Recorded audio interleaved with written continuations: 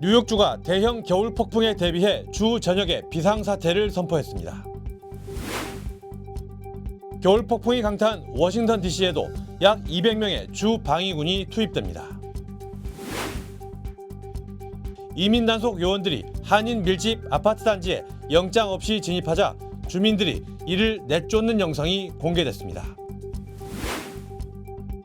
트럼프 2기 정부 출범 이후 이민 단속이 강화되면서 추방 재판에 회부된 한인 수가 4년 만에 큰 폭으로 증가했습니다.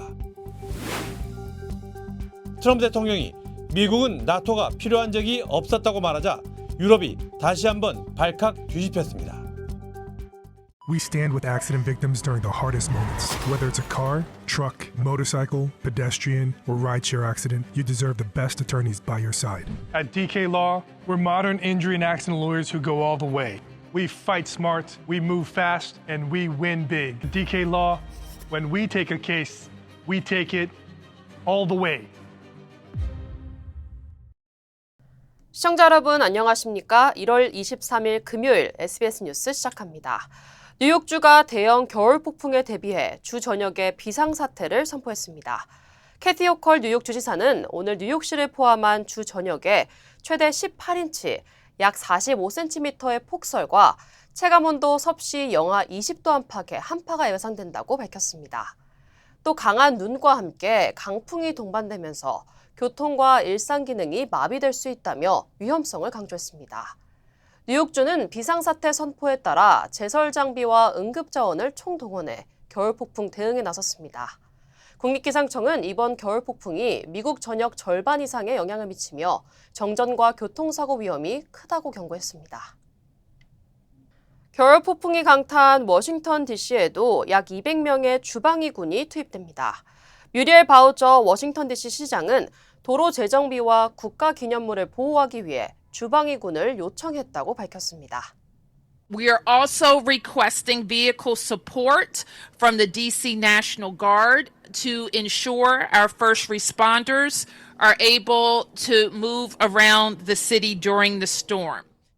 주 비상사태도 선포된 워싱턴 DC 지역엔 이번 주말 6에서 10인치의 폭설이 예보됐으며 겨울 폭풍주의보는 월요일 새벽 4시까지 이어질 예정입니다.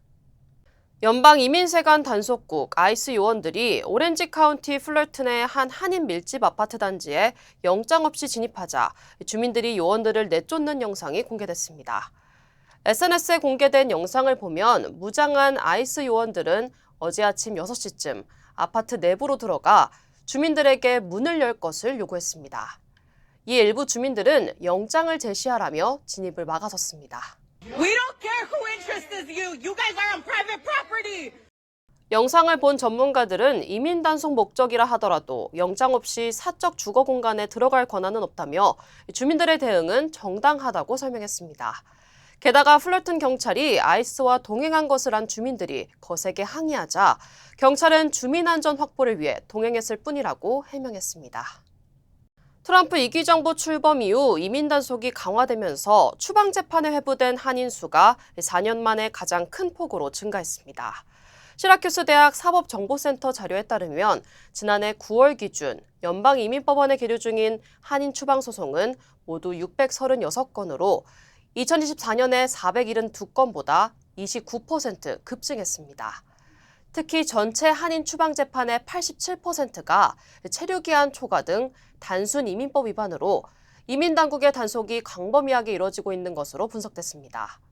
지역별로는 캘리포니아가 205명으로 가장 많았고 뉴욕 94명, 뉴저지 84명, 조지아 49명 순으로 집계됐습니다.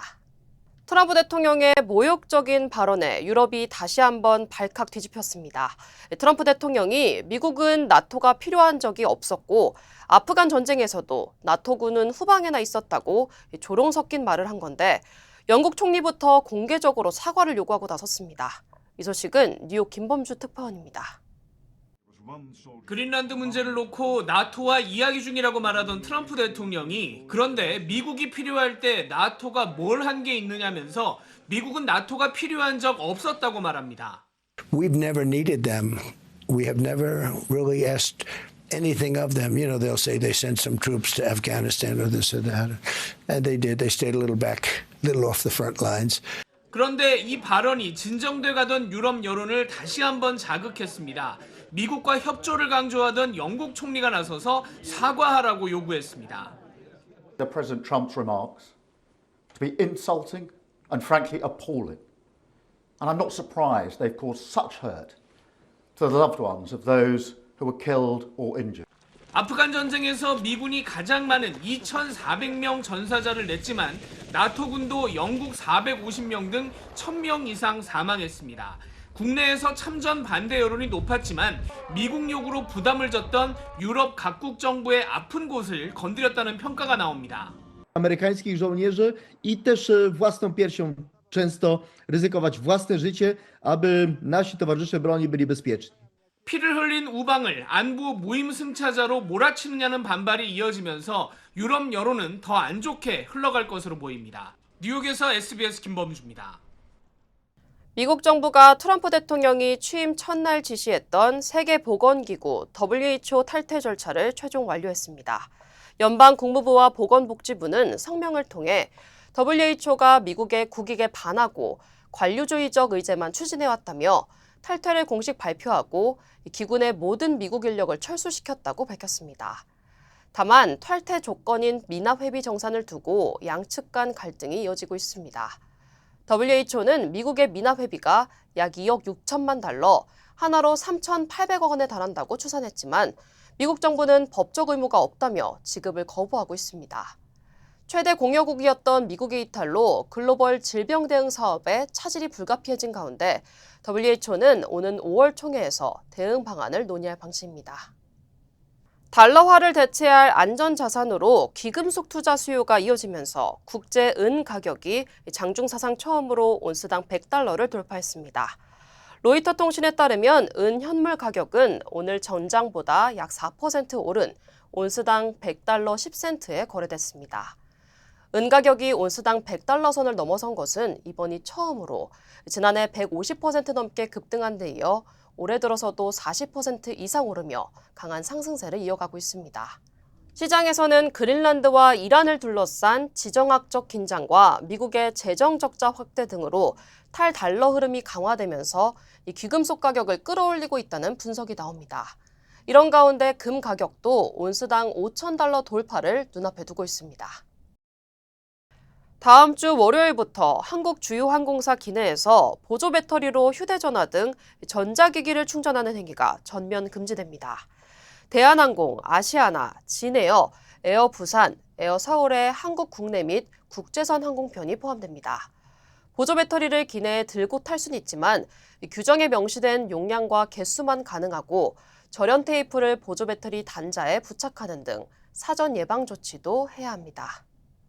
네, 전직 캐나다 올림픽 스노보드 선수 출신으로 연방수사국 FBI 10대 수배자에 올랐던 라이언 웨딩이 체포됐습니다. 웨딩은 콜롬비아에서 멕시코를 거쳐 미국과 캐나다로 수톤 규모의 코카인을 밀반입한 혐의를 받고 있습니다. FBI는 웨딩이 국제 마약 조직을 운영하며 청부살인을 지시한 혐의에도 연루된 것으로 보고 있습니다. 웨딩은 10년 넘게 은신해온 멕시코에서 체포돼 미국으로 이송됐으며 검거를 위해 1,500만 달러의 현상금이 걸려 있었습니다. 올림픽 무대에 섰던 스포츠 스타가 국제 마약 밀매 조직의 핵심 인물로 드러나면서 올림픽 영웅에서 마약 왕으로라는 평가가 나오고 있습니다. 캘리포니아주의 한 주차장에서 차량 전복 사고 이후 난투극과 총격 사건이 잇따라 발생했습니다. 사건은 어제 오후 5시 반쯤 세크라멘토 인근 아든 아케이드 지역 24아워 피트니스 주차장에서 차량 한 대가 전복되며 시작됐습니다. 경찰에 따르면 사고 직후 운전자 일행이 현장을 촬영하던 시민들과 말다툼 끝에 몸싸움을 벌였고 이 과정에서 총기가 사용되며 총격으로 번졌습니다. 이 사건으로 최소 1명이 총에 맞아 중태에 빠졌고 출동한 소방차도 총탄에 맞아 파손됐지만 소방대원들의 인명피해는 없었습니다. 경찰은 청소년 1명을 포함한 용의자 2명을 현장에서 체포했으며 차량 전복 사고로 크게 다친 또 다른 용의자 1명은 치료가 끝나는 대로 구금할 예정이라고 밝혔습니다. 지난 19일 93세 일기로 별세한 세계적인 패션 디자이너 발렌티노 가라바니의 장례식이 오늘 이탈리아 로마에서 열렸습니다. 장례식에는 안나 윈투어와 톰 포드, 앤 해서웨이 등 패션 문화계 거물들이 대거 참석해 수십 년간 패션계를 이끈 거장의 마지막 길을 배웅했습니다. 1932년 이탈리아 북부 룸바디아에서 태어난 발렌티노는 화려함과 호화로움을 담아낸 컬렉션으로 사랑을 받았으며 그의 시그니처 색상인 발렌티노 레드로 세계적 패션사에 뚜렷한 족적을 남겼다는 평가를 받고 있습니다. H마트가 유명 셰프 정지선의 신제품 출시를 기념해 이번 주말 캘리포니아 주요 매장에서 특별한 이벤트를 개최합니다. 각적 주요 한인사의 소식 하주은 기자입니다. H마트가 중식 스타 셰프 정지선의 신제품 출시를 기념해 이번 주말 캘리포니아 주요 매장에서 특별 이벤트를 개최합니다. 이번 행사에는 정 셰프가 직접 방문해 시식 행사와 요리 노하우, 제품 개발 이야기를 나눌 예정이며 H마트 측은 이번 협업을 통해 다양한 중식 간편식과 냉동 제품을 미국 소비자들에게 선보일 계획입니다. LA 한인타운에 위치한 EK 아트 갤러리에서 전통 한지를 활용한 현대 미술 작품들을 선보입니다. 이번 전시는 서은진 작가의 개인전으로 올해 LA 아트쇼에서 종합 3위를 기록하는 등 크게 주목받은 바 있습니다. 전시회는 오는 일요일까지 열리며 한국의 산과 새, 한반도 지도 등 한국적 상징들이 담긴 작품들을 감상할 수 있습니다. 뉴욕 한인상공회의소가 뉴저지와 서울에 지회를 설치할 예정입니다. 뉴욕 상공회의소는 지난 21일 퀸즈 플러싱에서 첫 준비 모임을 열고 집행부와 이사회 구성에 착수했습니다. 뉴저지와 서울 지회를 통해 미주와 한국을 잇는 경제 협력 기반을 확대할 계획이며 문조 회장은 온라인 AI 시대에 맞는 상공회의소 역할 강화와 활동 확대를 강조했습니다. 재미한국학교 서북미 지역협의회가 2026년 한 해 동안 10개 주요 교육 문화 행사를 통해 한글 교육 강화에 나섭니다. 올해는 교장 워크숍을 시작으로 말하기 대회와 학력 어휘 경시 대회, 합창제 등 다양한 프로그램이 이어집니다. 협의회는 교사 연수와 학술 대회도 마련해 지역 간 연대와 교육의 질적 성장을 도모할 계획입니다. 애틀란타 한인회가 설날을 맞아 떡국잔치를 개최합니다. 한인회는 오는 2월 17일 오전 11시 30분부터 둘루스 애틀란타 콜로세움에서 선착순 300명에게 떡국을 제공한다고 밝혔습니다. 저는 많은 한국인들의 제2의 고향 LA를 사랑합니다. 저는 한국인의 꺼지지 않는 열정과 서로를 향한 따뜻한 정을 존중합니다. 그리고 한인 사회와 함께한 시간이 자랑스럽습니다. 앞으로도 오래도록 함께 발전하기를 진심으로 바랍니다. I'm Richard Hoffman. Let me help you. 리처드 호프만 법률 그룹. 간 해독과 면역 조절은 물론 미백 탄력 피부의 절대 강자 백옥주사의 원료 글루타치온. 뻣뻣한 관절을 부드럽게, 모발과 연골, 손 발톱까지 젊고 건강하게 하는 콜라겐. 두 가지 기능을 한 번에. 유한 건강 생활과 셀리온이 공동 개발한 획기적인 신상품. 피부 탱탱, 관절 튼튼. 글루타치온 콜라겐 젤리 스틱. 213-738-1188. 맛도 아주 좋습니다. 쿠팡의 미국 투자사들이 한국 정부가 쿠팡에 대해 차별적인 대우를 하고 있다며 국제 투자 분쟁 중재 절차를 밟겠다고 통보하자 한국 정부는 유관기관 합동으로 대응 체계를 수립하기로 했습니다. 전현남 기자가 보도하겠습니다. 쿠팡의 미국 투자사 그린옥스와 알티미터가 한국 정부를 상대로 ISDS, 즉 국제 투자 분쟁 중재 절차에 착수하겠다며 이재명 대통령과 법무부 앞으로 보낸 중재 의향서입니다. 이들은 쿠팡의 정보 유출 사고에 대한 한국 정부의 대응을 중국 대기업의 시장 점유율을 잠식하는 미국 기업의 위협을 막으려는 조치라고 주장했습니다. 친중, 반미 성향인 이재명 대통령이 중국 기업을 보호하기 위해 쿠팡을 탄압한다는 겁니다. 그러면서 이들은 이 대통령이 주한미군을 점령군이라고 칭하고 일본의 식민 지배를 유지한 책임은 미국에 있다고 했다고 주장하는가 하면 쿠팡에 대한 우리 정부의 조사를 베네수엘라나 러시아 같은 나라에서나 예상할 수 있는 일이라고 불만을 드러냈습니다. 법무부는 쿠팡 투자사가 제출한 중재 의향서와 청원서 등을 검토한 뒤 국제 투자 분쟁 대응단을 중심으로 합동 대응 체계를 수립하고 법률적 쟁점을 검토한다는 방침입니다. 통상 전문가 사이에선 투자사들의 이런 주장들이 중재 요건에 맞는지 의심스럽다며 의도를 우선 파악할 필요가 있다는 의견이 나왔습니다.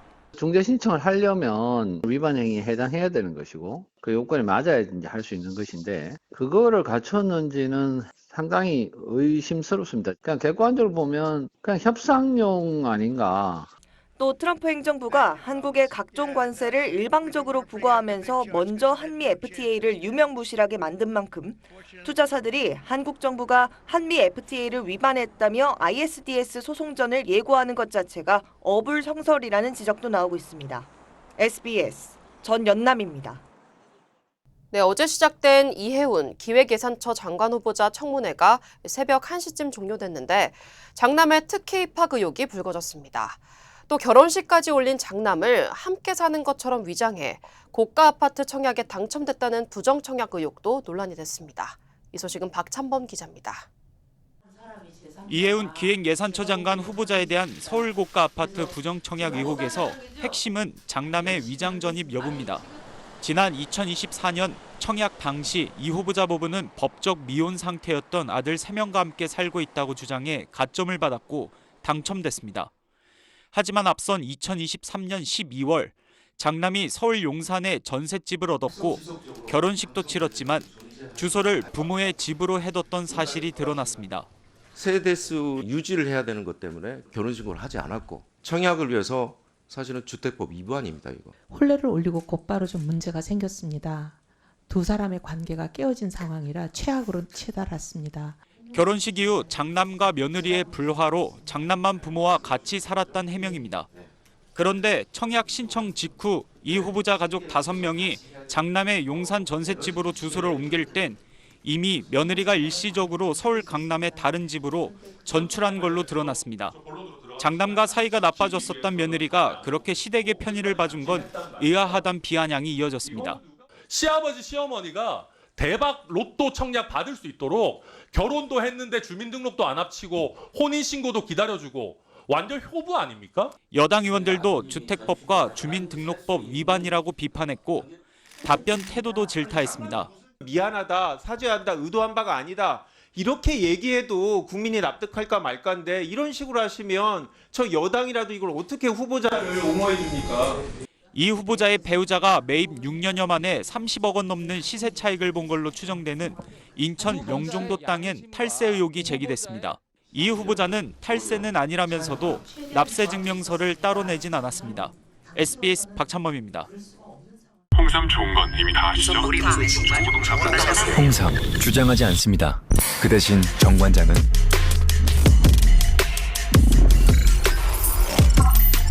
증명합니다. 과학적으로. 정관장. 이재명 대통령이 다주택자 양도세 중과를 면제해주던 제도를 연장하지 않겠다고 선언했습니다. 세금 혜택이 곧 사라지는 만큼 다주택자들이 급히 매물을 내놓을 거라는 분석도 있었지만 반대로 장기간 매물이 잠길 거라는 우려도 제기됐습니다. 강민우 기자의 보도입니다. 이재명 대통령은 SNS를 통해서 다주택자 양도소득세 중과를 면제하는 제도의 연장은 전혀 고려하지 않고 있다고 못 박았습니다.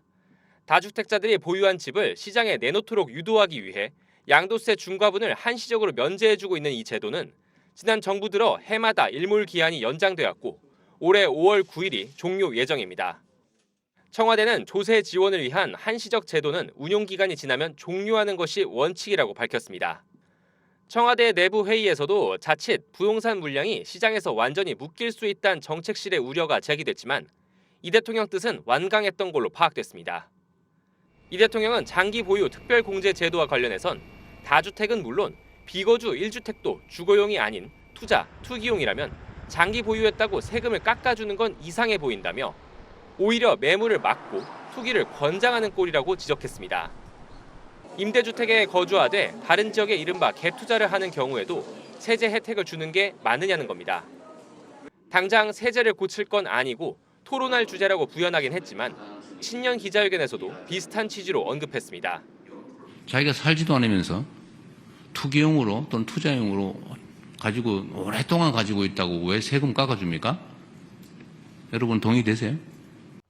이런 가운데 현 정부 출범 이후 8개월째 공석이던 청와대 성장경제비서관에 지난 대선 기간 이 대통령의 진짜 성장론을 설계한 걸로 알려진 이동진 재정경제부총리 정책보좌관이 내정된 걸로 확인됐습니다. SBS 강민우입니다. 세계 최대 전자상 거래업체 아마존이 지난해 10월 사무직 14,000여 명을 감원한 데 이어 다음 주 대규모 추가 감원에 나설 것으로 전해졌습니다. 로이터 통신은 아마존이 이르면 다음 주 클라우드 서비스인 AWS와 소매, 인사 부분 등을 중심으로 지난해와 비슷한 규모의 추가 인력 감축을 단행할 계획이라고 보도했습니다. 이번 감원의 배경을 두고 경영진 내부에서는 엇갈린 설명이 나오고 있습니다. 베스 갈레티 수석 부사장은 인공지능 혁신에 따른 조직 개편을 언급했지만 NDGC 최고 경영자는 조직 문화 개선을 주요 이유로 꼽았습니다.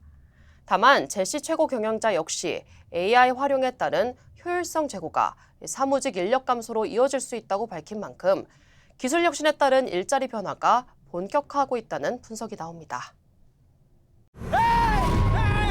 Call DK Law. DK Law, how can I help you? Crazy accident. They cut me off and then cut my car in half. I think you need to go to the hospital. Oh. DK Law will be there for everything you need. Oh, that's nice. DK Law goes all the way. We're modern injury and accident lawyers who go all the way. We fight smart, we move fast, and we win big. Because at DK Law, when we take a case, we take it all the way. 현대차가 최근 미국 CES에서 공개한 휴머노이드 로봇 아틀라스를 2년 뒤 공장에 투입하겠다고 하자 노조가 반발하고 나섰습니다. 합의 없이는 한 대도 들어와서는 안 된다고 강하게 경고했습니다. 최승훈 기자입니다. 이달 초 미국 CES에서 현대차 그룹이 공개한 휴머노이드 로봇 아틀라스. 오는 2028년부터 연 3만 대씩 생산해 미국 공장에 투입하겠다는 게 현대차의 구상입니다. 전 세계적으로도 높은 관심을 불러일으켰지만 전국 금속노조 현대차 지부는 로봇을 생산 현장에 투입하면 고용 안정을 위협할 수 있다며 반발하고 나섰습니다.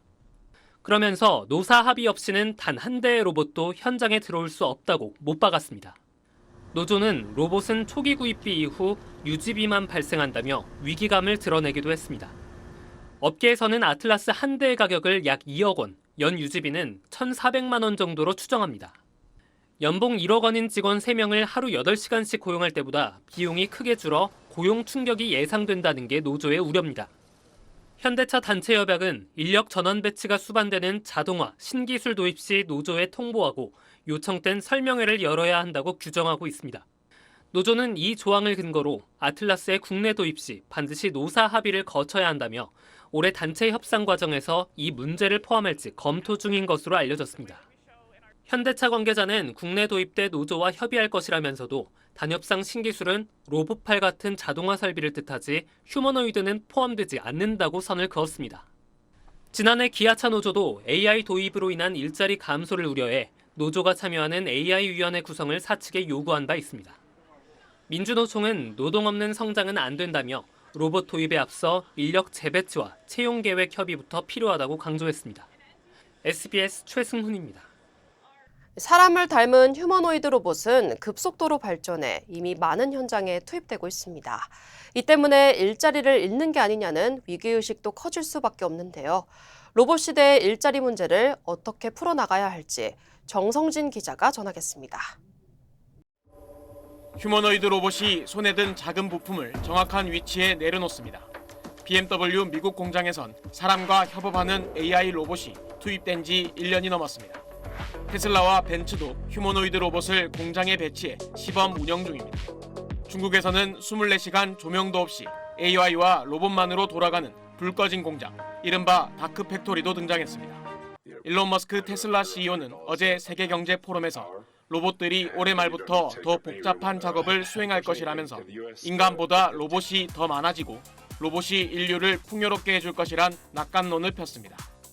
By the end of next year, I think we'll be selling humanoid robots to the public. 하지만 AI와 로봇의 투입은 당장 인류에게 일자리 위협으로 다가오고 있습니다.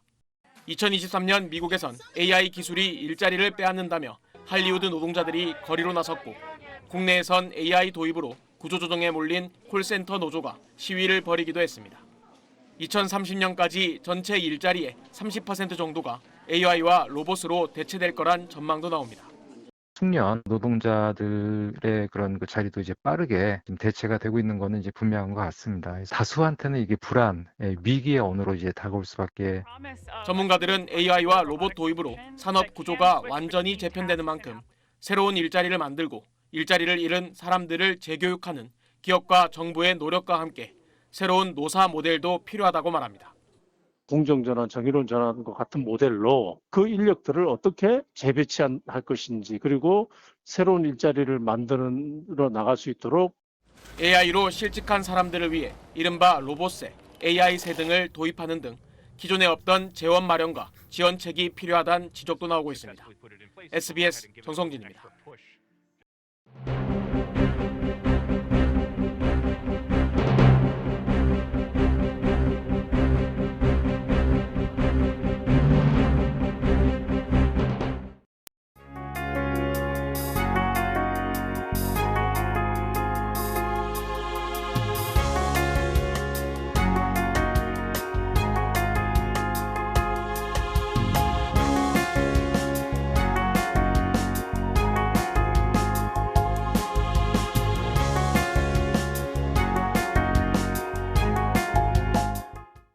네, 미 전역의 날씨 변동이 심합니다. 건강관리에 각별히 유의하시고 안전하고 편안한 주말 보내시기 바랍니다. 1월 23일 금요일 SBS 뉴스 마칩니다. 시청해주신 여러분 고맙습니다.